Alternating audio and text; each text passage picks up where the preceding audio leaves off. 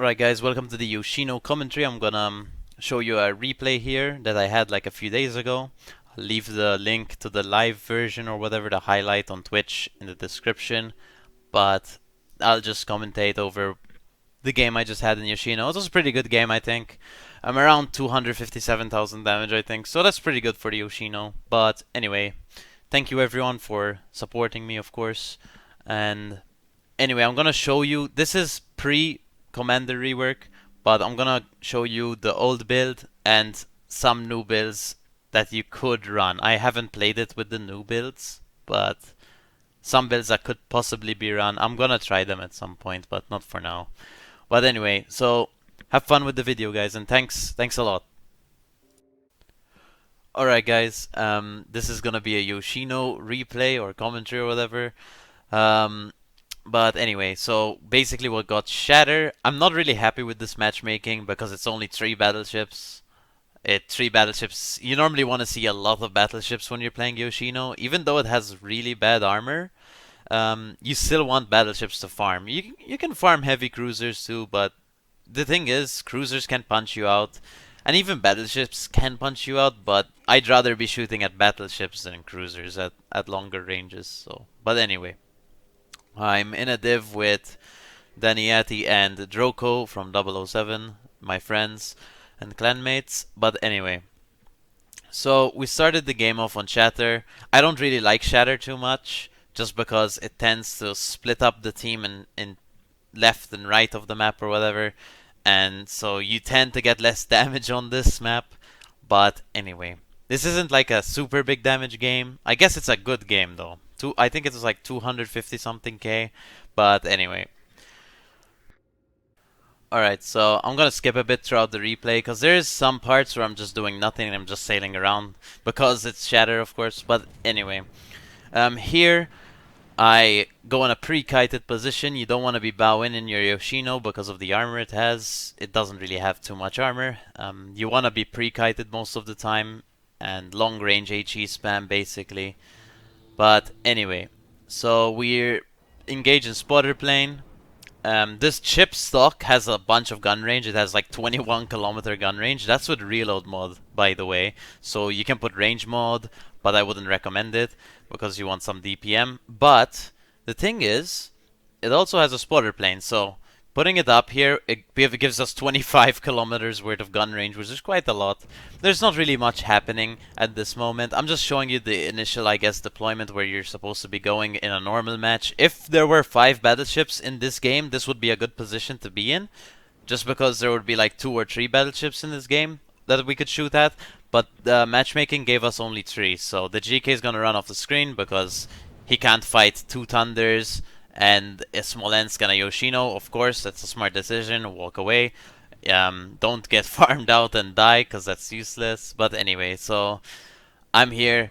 I'm frustrated because matchmaking only gave us 3 battleships instead of 5. I'm really, I'm quite sad that Wargaming removed the like ability for random battles to give us like 6, 7 battleships in one game. That would be so much fun for me, or for anyone I know really. People love playing against battleships because it makes the game more fun, because you can actually have fights with them. Without battleships, it's like you're fighting invisible destroyers and they're worth like 10k HP, and it's not fun. Whilst fighting a battleship actually like feels rewarding. So, but anyway, so here in this moment I'm like, fuck. There's nothing here. There's literally, I'm playing a game against invisible ships. All the battleships are on the other side of the map. So what I decide to do basically here is go to the other flank. And this is the reason I don't like this map, because you have to move like a bunch without doing any damage. Like right now we're not even shooting anything. There's nothing spotted. We're doing nothing. This isn't fun at all. But anyway, it's part of the game, I guess. So we're just gonna move to the other flank so we can actually shoot ships. We find this Minotaur broadside, we load AP, we do have expert loader, but I believe he turns really quickly. We do hit him. We don't get a citadel though. We get like around 12k, 13k on the Minotaur, which isn't too bad, I guess. But anyway, we keep moving. This is my least favorite part about this game. I love this game a lot, but the just sitting here and doing nothing because of two reasons. The map, because it splits the team in half. Well, not in half, really. I'll explain why. And then you only get 3 battleships which you can shoot. Okay, so when you have a map like this and there's only 3 battleships, when the team gets split in half, basically, if you're on the flank with only 1 battleship, you're kind of fucked from the start, because the other flank has 2 battleships, and the flank with 1 battleship, the battleship's gonna walk away, because why would he stay on a flank alone? If it's not, for example, a Conqueror. A Conqueror can't stay on its own just because of the heal, but a GK can't stay on his own, so he's gonna leave, for sure. Which is the smart decision, again. But anyway. We get our last shot on the last shot there for the Thunder, and I'm gonna skip here a bit forward. So here I'm on the other side of the map, finally, after a long journey. We're on 45k damage in 8 minutes, which is really bad. But anyway, here basically the game starts for me. The game literally just started for me 8 minutes in. Anyway, we find this Hindenburg, bow in. He's gonna get punished by me and our carrier, and of course our teammates. Shoot HE at angled targets. Here I could have shot AP guys, but I had HE preloaded, and he's low enough in where Yoshino alpha damage can punch him out. Now, I want to remind you guys that this Yoshino build I'm running is from the old Captain Skills pre 0.10.0. I played this game like 2 days ago, but the update just happened. So I'm gonna show you the build I was running in the video here. The old build. I mean, that's just for reference, I guess. And I'll show you some builds maybe you could run with the Commander rework, basically. So I'll give you some Commander rework builds. I haven't tried the new Commander rework with Yoshino, but I've tried them with the battleships and some other cruisers. So these builds should work. But anyway, I'll show you my old build. And you can run the old build. It allows you to run the old build. But you won't have fire prevention. That's the only difference, basically, I think. And, of course, some points are different prices. But I'll talk about that later. Anyway, shooting HE at the Thunder. We're farming battleships, of course. That's what the Yoshino is strong at. Farming battleships at long range. You don't want to be brawling in the Yoshino, because it does get crushed, as you saw from that Thunder shot, I believe. Thunder HE, front turrets only, crushed us and set a fire. To be honest, if you're looking for a cold ship, again, I've said this a million times, I think, in my Thunder videos, but please get the Thunder and not the Yoshino first, because Thunder is gonna leave the store very shortly. I mean, the armory very shortly. Well, they're both cold, but I mean, long range HE spam, Thunder is better for that. It has better armor, it has better HE, it has one less shell a salvo, but it doesn't really matter. It has better AP, it has the same basically concealment. The only difference is, I guess, your torpedoes. I mean, you have your torpedoes on the Yoshino, which is better, I guess, but...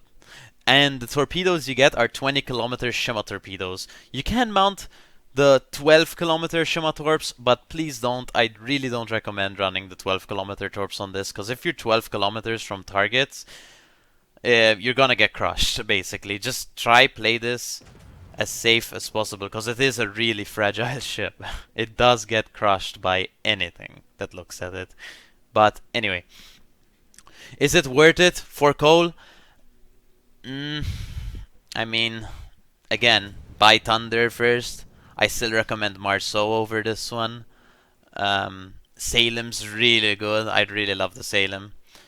I don't even know what other tier 10 coal... I believe those are the only tier 10 coal ships. I might be wrong. There might be another one, but I believe those are the 4 coal ships at tier 10. Yoshino, Thunder, Salem, and Marceau. There was the Smolensk too, but they removed it from the store. And, of course, there's the Thunder, and they're going to remove it from the store. So there's going to be 3 left. Salem, Marceau, and Yoshino. And honestly, from those 3, I'd recommend getting the Marceau, because it's the most unique, in a way.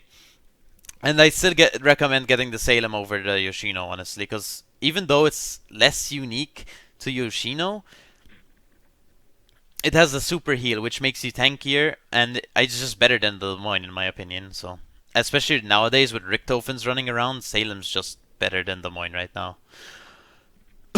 Sorry, but anyway, so the game is relatively close, except for the caps, but it's relatively close otherwise. Um, we're pink. I actually want to tell you here why I'm pink. We were playing low tier. We were playing tier 5 earlier because my friend needed his win for the campaign or whatever. And I played Gremyashi, and this I got rushed by a tier 5 destroyer. I believe it was a Motsuki.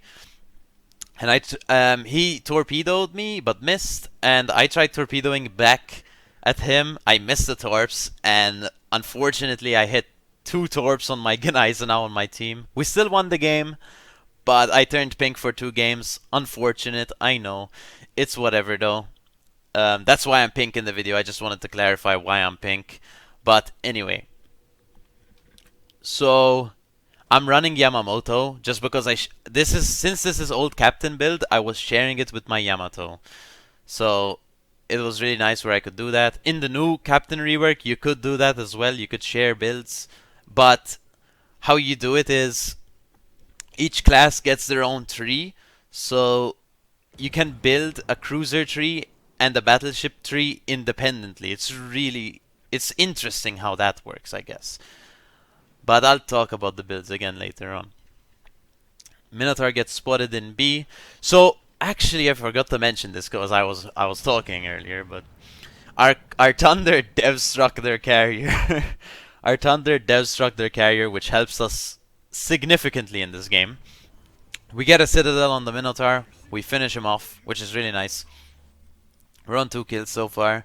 Again, I'm not even halfway towards what I actually get in terms of damage this game, which is really interesting.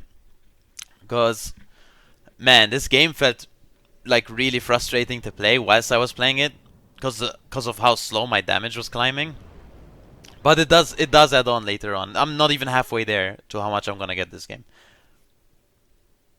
I compliment my Thunder because of the really good shot he did on that. Richtofen, I rarely see dev strikes on Richtofen, so that was pretty good from him.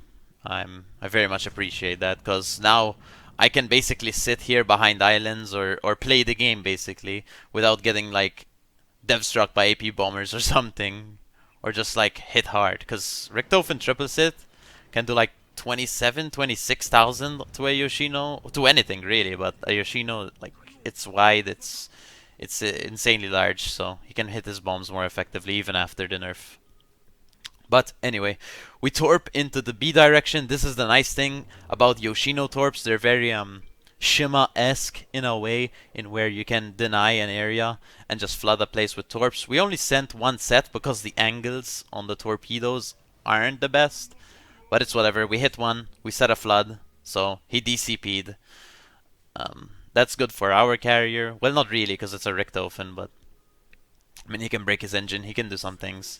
So I'm gonna sit here behind this rock, guys. And why I'm sitting here behind this rock is not because I just don't want to play the game here. It's because it's a Thunder. You cannot brawl a Thunder in a Yoshino. It's not possible. You'll get overmatched through your nose. You'll get dev struck anywhere. He looks at you because your max armor is like 30 or something, so he can dev strike you anywhere. So I'd rather be safe behind this rock for now, especially since the game is pretty close right now. So I'm just gonna sit here safely for now.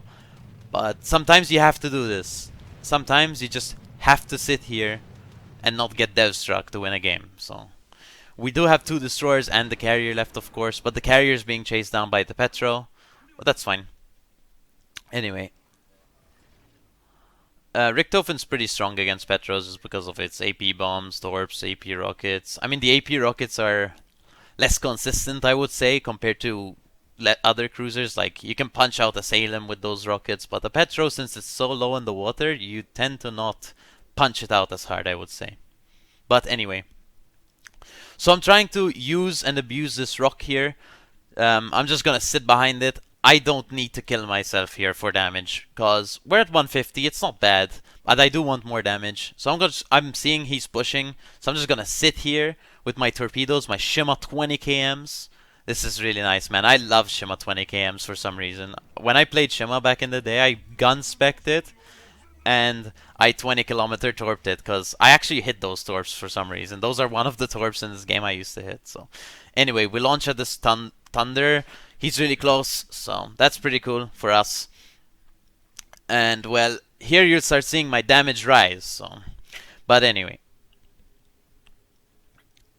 the issue with Shima torps is they get spotted quite easily, but they hit really hard. So anyway, we hit 4 torpedoes on the Thunder. That gives us 60k damage on him. He damage cons.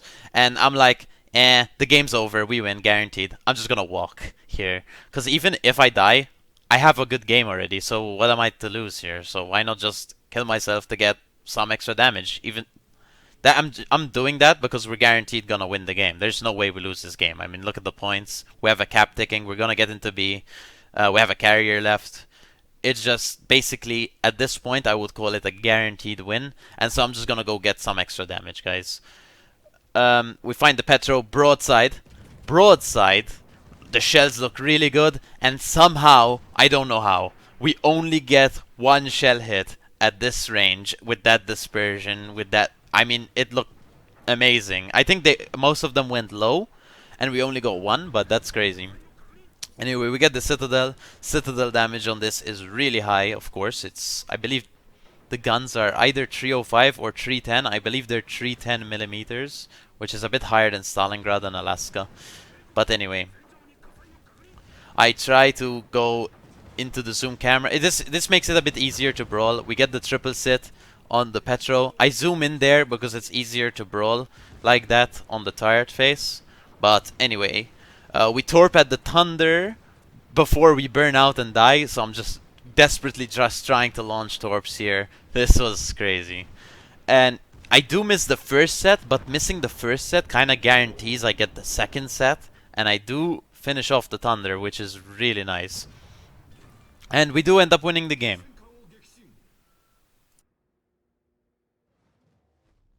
So for score screen 1 here, look, I'm pink, but this was the game that removed my pink. I'm sorry, guys, that I'm pink, but hey, it is what it is.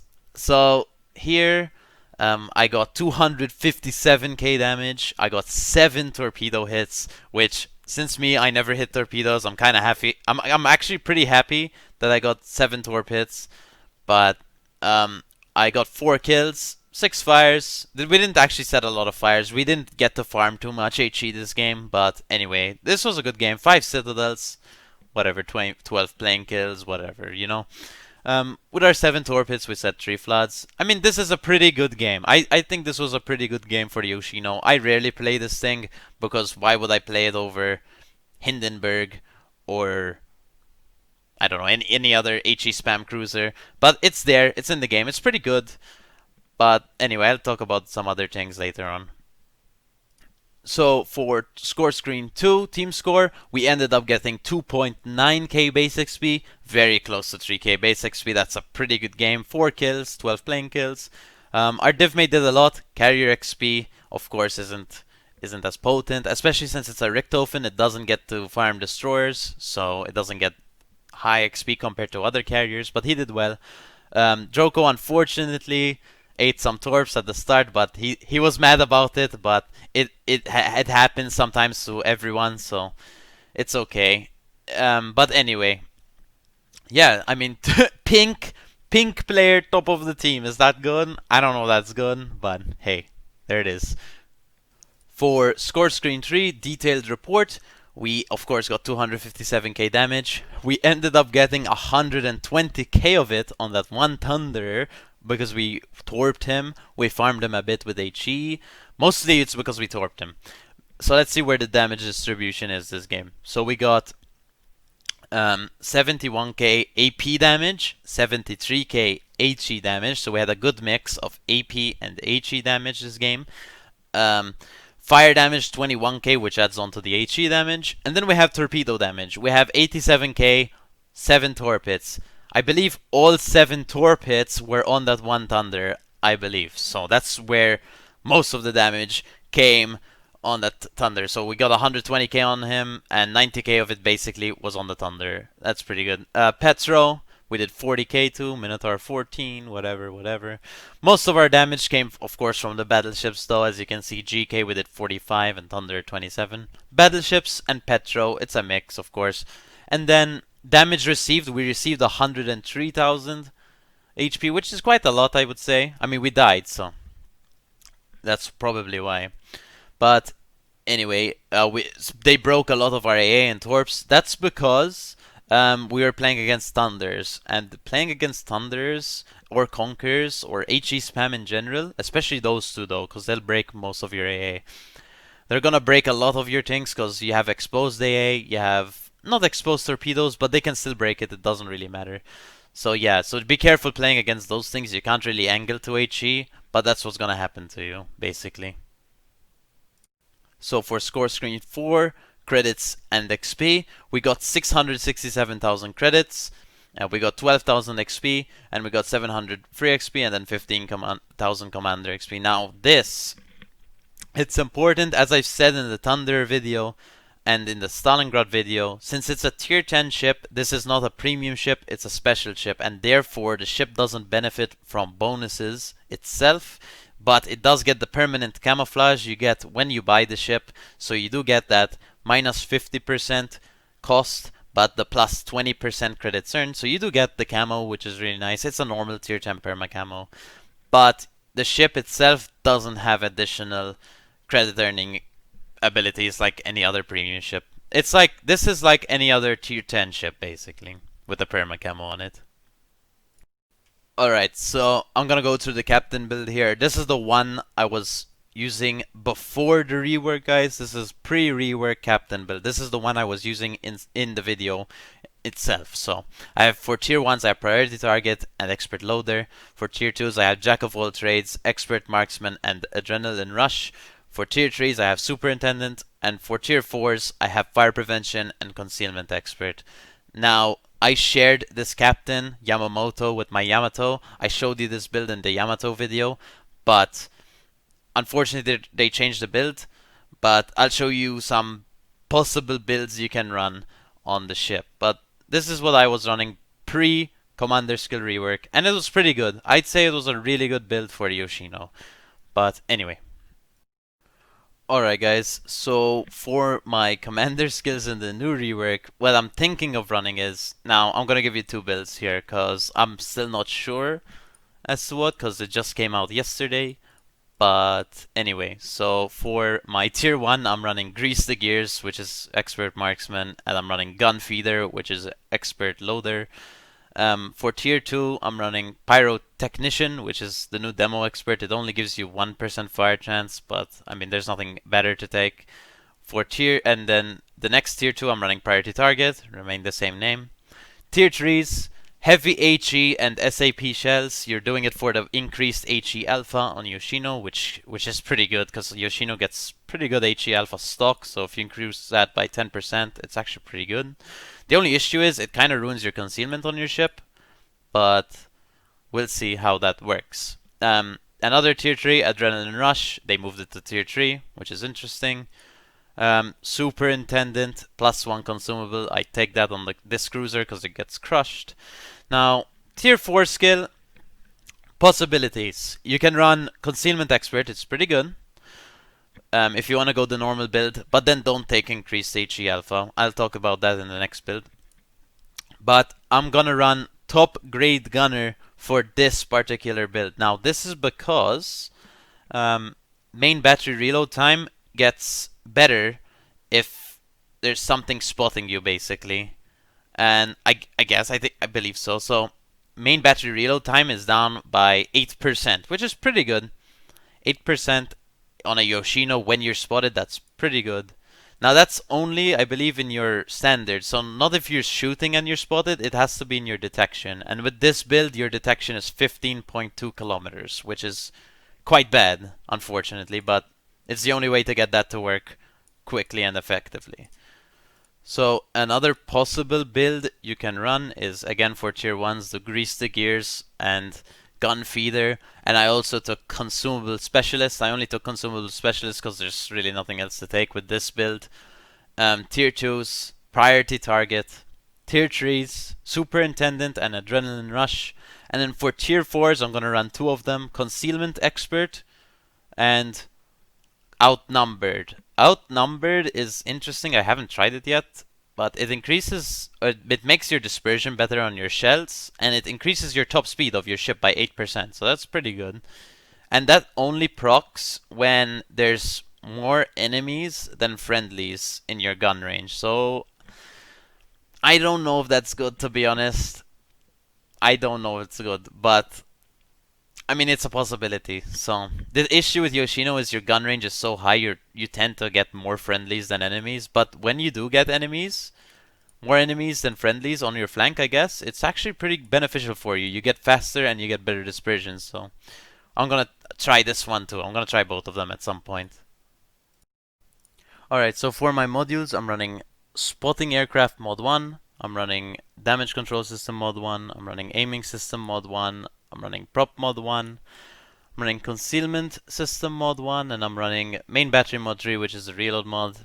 I don't recommend running the range mod, but I mean, you know, it's a possibility, but DPM's really good, and the gun range is really good stock, so there's no real point.